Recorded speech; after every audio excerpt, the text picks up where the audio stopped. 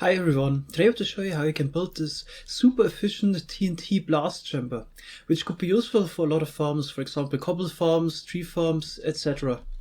So it's really efficient, it breaks 210 blocks with a single TNT. That means to get a full double chest of items, you just need a quarter stack of TNT. Of course you could also use TNT duping, but that might get fixed at some point, that's why I made this dispenser version. Over there I made one for TNT duper if you're interested in that. I'm gonna show how to build both of those. So I turned on this little command block that places logs for me. And here you can see the explosion happening. So there's always this little issue that some items would remain behind on the other logs or blocks, but I took care of that. So I use a special piston sequence that pushes down all the remaining items. Sometimes good happens that you have a structure like this and then you don't get this item, so there is some loss involved. But it's still really efficient. It made a 10-hour test and I got 99.7% of the items back that I put in, or blocks. So out of 210 per explosion, you get 209.4, 99.7% efficient. What's also important is that the explosion happens just in the right spot. So first I try to land the TNT on an obsidian block right here, because it would be simpler. I don't need to worry about the timing, but it's actually really beneficial if the TNT explodes half a block higher. So it would also get rid of the blocks on the very far side. So it is a really versatile system. So I plan to add modules for this TNT chamber. I'm planning to add a module for a cobblestone farm. I already built it up already. I could hook up tree farms to the system, or for example a concrete powder to concrete converter. So if you would place concrete at some spots, you could put it into the system. Or for example, if you use your silk touch shovel to get clay, you could turn it into clay balls with the system. So it's really a versatile system, and I'm gonna add tutorials on modules over time. So here would be the input. So if we would have a block stream coming in from the side, would be put into the system. At the moment, this command block just places blocks for me to simulate some input. So let's go through it. So first of all, this system is activated every 4 game ticks. So this blast chamber could handle 18,000 blocks per hour. Then here we split up the item stream. Half of it goes into the left side and the other half into the right side. Then the items are getting pushed forward, and once they reach the end, they're getting pushed upwards. And now basically a countdown starts, because it takes 4 seconds before the TNT explodes, and I need to push in the blocks in a just right moment. So basically when they are getting moved, they have a lower blast resistance, and this way I get the 100% items back. So it's very important that I push them in just in the right moment. We can see that here, to get all those logs. Otherwise the TNT explosion would just take out a fragment of it because of the blast resistance of the blocks. So that's why important that I need some delay here. So that's why I push the blocks around here a little bit just to get some extra delay so it could work with something. So basically here we have a counter. This counts to 5 because it's 5 high, and then every 5th time those pistons are activated, and then another counter that counts to 3 because we push in the blocks 3 times. And now let's go over this special piston sequence. So we always have the issue with the remaining items on the remaining blocks, and the idea is to push them out and activate the pistons in a sequence. But of course, if you power the pistons here in the back with a block, you would power the lower ones here by quasi-connectivity diagonally, and you would always activate 2 rows of pistons. But this wouldn't help at all in this case, because if I would try to push in the next blocks, then the items just get moved with the logs or the blocks. So in order need to just activate the top ones somehow. And this is actually doable with a simple 0-tick. So we have a 0-tick pulse generator, and as you can see, if I activate this, only the top row would be activated, and I can easily push down the items. Then all I gotta do next is activate for longer pulse, and then also the second row gets moved. Then I need to activate the third row with a 0-tick pulse again, and then activate the line in the back here with a longer pulse to also activate the lower row. In this way I could power the pistons in a sequence. So that's what I did right here. It's a little bit complicated. So you have the first input, theoretic pulse generator. Here we get the theoretic pulse, and then 4 game ticks later we get a longer pulse to push out the other blocks, and yeah, then I'm just chaining it. Another theoretic pulse generator, same system, and for the lowest row, just a normal pulse again. And of course I alternate because for the TNT to work, all of the blocks need to be moving at once. So every third time I activate all of those pistons here in the back at once. So over here, this is the exact same system, but instead of using a TNT dispenser, we use a TNT duping module. It would work as well, and it doesn't require any resource at all. Of course, this is a bug, but yeah, as long as you can use it, why not? I also attached a cobblestone module for it. So my plan is to add a lot of farms to a single TNT chamber. So first, this cobblestone module on the side here, you could add a tree farm and so on. So it could attach many systems to the TNT chamber. And let's turn on the TNT or the cobblestone module. As you can see, we get a stream of 18,000 cobblestone blocks per hour, and it would also just be sent into the system. So this is quite complicated because basically you need to activate the piston here in the back every 4 game ticks, and yeah, you need some exact timings. So this is a bit more complicated than other cobblestone generators, but you get this really fast cobblestone block stream. Then you could also turn this off. And for example, this would be the input of a tree farm. Of course, you can't run both systems at the same time, but you could alternate between using them. So I will make a tutorial on the TNT blast chamber, but not on the cobblestone generator. That's gonna be a separate video. Also in the future, whenever I'll need a TNT blast chamber, for example for a tree farm, and I make a tutorial on it, then I'll redirect you to this video to build up the blast chamber from here. Alright, so let's start with the tutorial. You can find a material list in the video description. And let's start with a potential input stream of blocks that's totally not required at all, but yeah, might help getting some orientation. Then this is required now. We need a torch right here, so that would power the block which is pushed in.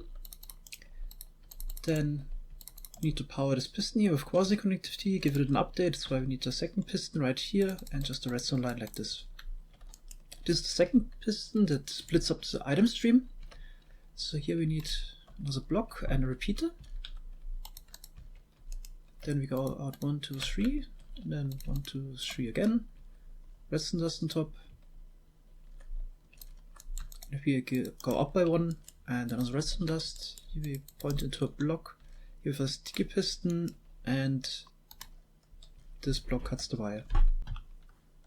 So now we can fill this up. Just place some blocks against this piston here. So you know what's the push limit. Okay. Then remove those again. Also remove that last block here, because we need a sticky piston. And then do the same like with the first sticky piston, torch, then 2 blocks, and power it with quasi-connectivity and add another piston and the redstone dust. Okay, now we could also fill this up. And this has to be one shorter, so we don't use the full piston push limit. And now we can add normal pistons left and right. Now we can add the piston layout, so let's start with the 7 normal pistons that push up the logs. Okay, those are powered with those blocks, with redstone dust on top. And here we need a row of observers.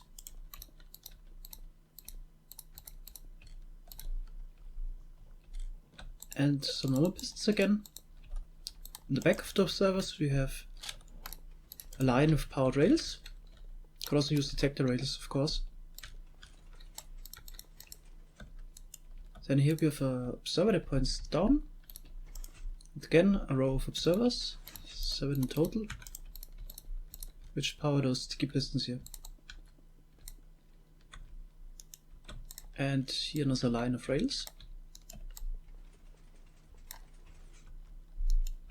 Now we'll add the normal pistons that push in the blocks later.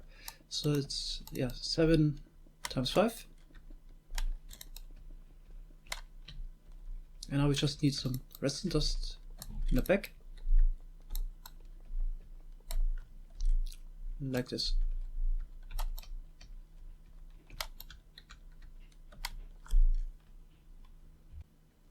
Alright, now let's continue with the piston right here. So this is our block of the detector. We need a redstone block below it. Put some dust on it. Of course, instead you could use a normal block and power with a lever if you need to save some resources. Then I add a dust right here. And 3 more blocks, dust on top. And here we're gonna add a 0-tick pulse generator. Yeah, we need those pistons. This could be a normal one. Then here redstone block, normal block, and some dust, which connects to this line. Then we need a repeater right here. Points into a block. Here we have a sticky piston. Now we can also add redstone block on top of the block of that detector. Here we add some dust, another repeater, then a block. And then 3 more repeaters, full delay, another block, then another 3 repeaters, full delay, except the last one, which is on 1 tick. Then here we have a block, sticky piston, and an observer facing this way, so it powers the rails. So now we take care of this piston wall right here. So here we have some repeaters in 1 tick. Then in the back some blocks. Here we put redstone dust on top. Another repeater. And here monostable with the sticky piston. And in the back 3 more repeaters. All in 1 tick. So this is for pushing in all the blocks at once, and now we need to take care of the other situation where we want to push in the blocks one row after the other. So here we need a sticky piston again. Block in front, then comparator here, repeater there, dust in the back. Then now you need a slab and connect it like this, and here is a repeater on 2 ticks. Now we're gonna add repeater on 2 ticks right here, on 3 ticks, sorry. Add another block. Dust in the back, again comparator and repeater, and sticky piston again. The same like we did before, slab right here. Here we go up, dust and repeater on 2 ticks. Now we add another repeater on 2 ticks here, and another one there.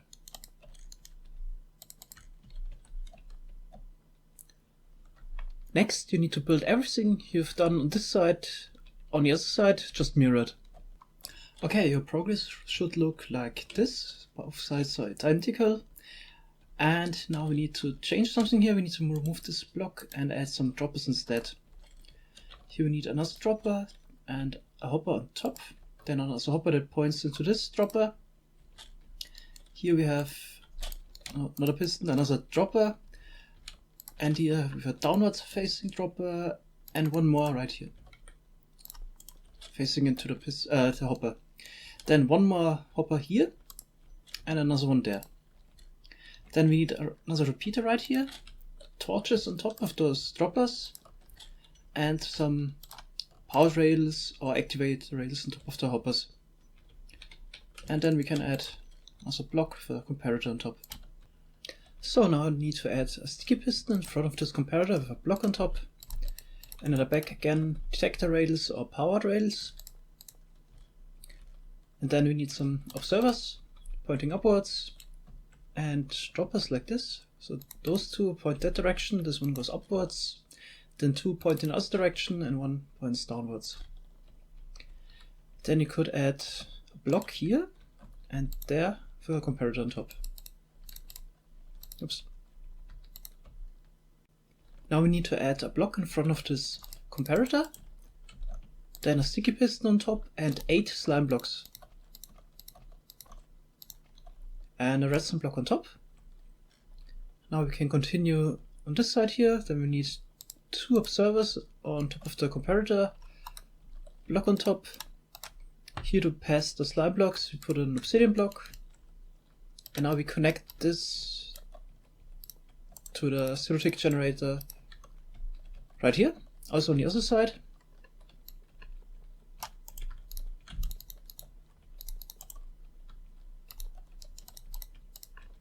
Okay, we also need some delay. So on this side, 4 repeaters on maximum delay, and on this side, also 4 on maximum delay, and an additional 1 on 3 ticks. And fill up the rest. Redstone dust and connect it to the zero-tick generator on both sides.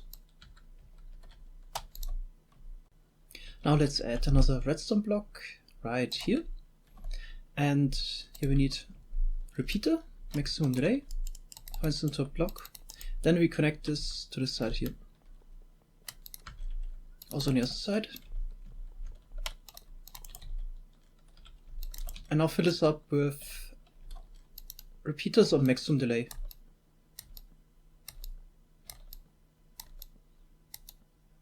So 8 on each side.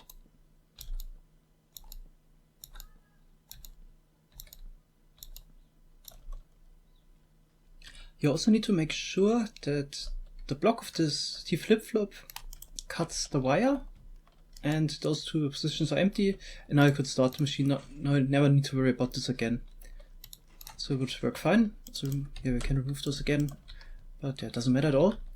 Now let's continue with the dispenser version for the TNT, and then I'm gonna do the TNT duping version.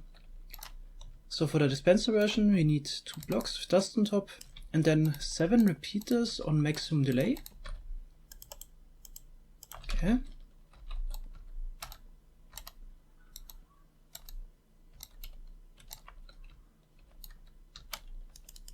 Then we need a torch that powers this piston. And here we go up. And add the dropper, or not a dispenser on top.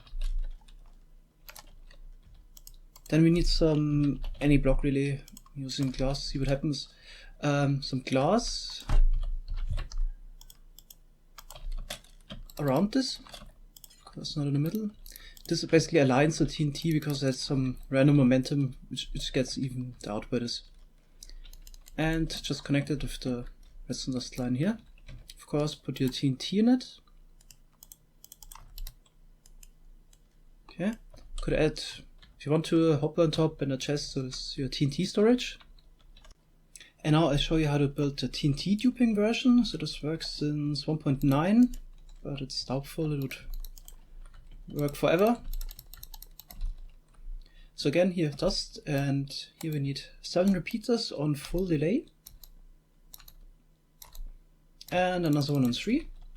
Then we need a normal piston, which is getting powered, and here the TNT would land.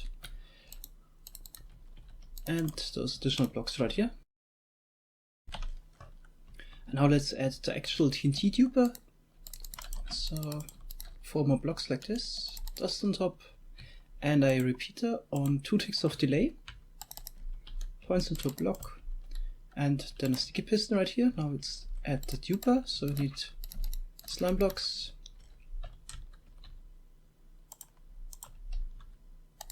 TNT here. More slime blocks, punch those out, add one in here, then need a slab to replace the slime block. And another slime block in the back. Okay, then rails on top of the slab and the slime block. Minecart. Power it once. And let it eject. And your duper is done. So the TNT would fall down right here. It's, yeah, it has some random offset in this direction. but since it's getting pushed by the piston, it's getting aligned. Okay, now let's add the water collection system. So let's start here. I'm gonna start with the walls first.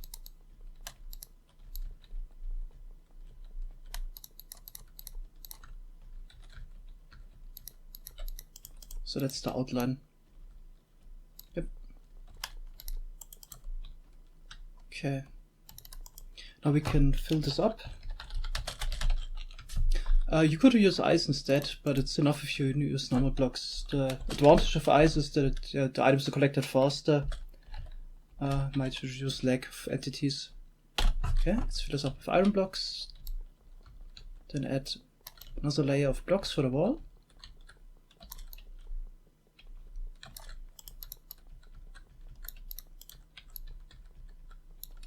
Okay. Then here in the corners, add a block. Now let's fill this up with water, and let's also punch out a hole in the middle, so exactly in the middle, and then like this, and add signs so the water could flow over, and at the bottom we need an ice stream.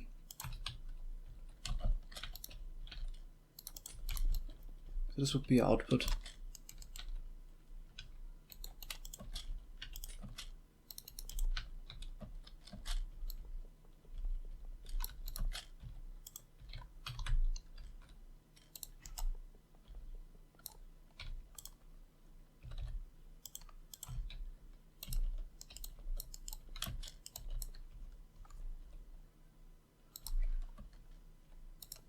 Okay, now let's fill this up with water. So we start 2 blocks from the corner. So there's one air block in between, which of course gets filled up with water.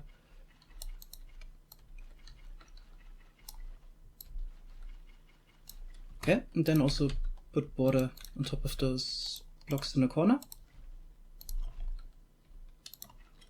And all items that land here would be flushed inside the middle. Now we just need to add some blast resistant obsidian blocks that would prevent items from landing there. So do this on both sides like this. Here's some, like a guardrail on the side, so the blocks could fit through there. And then a little cap right here. Also add this on the other side. So from the look of things, it works fine. Build it up correctly once more.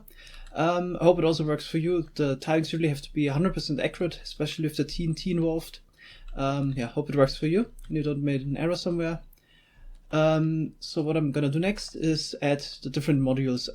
I'm gonna make a tutorial on this cobblestone generator for this blast chamber. Then I already completed nice concrete powder to concrete converter.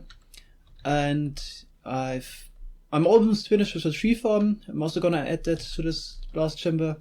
Maybe gonna add a universal tree farm and a simple dark oak tree farm. So there's a lot of plans. You could all hook this up to a single blast chamber now, which is super efficient. And probably will add all of those videos into a playlist so you can find them. Maybe I was wondering how to do those inputs. You can check this out in the world download. What's important is that you would always need to zero tick the pistons here for the 4 game tick cycle. So sticky piston is power by quasi-conductivity and piston front if you would have a stream of blocks coming from somewhere else. Okay, that's it. Thanks a lot for watching. Have a nice day. Bye bye.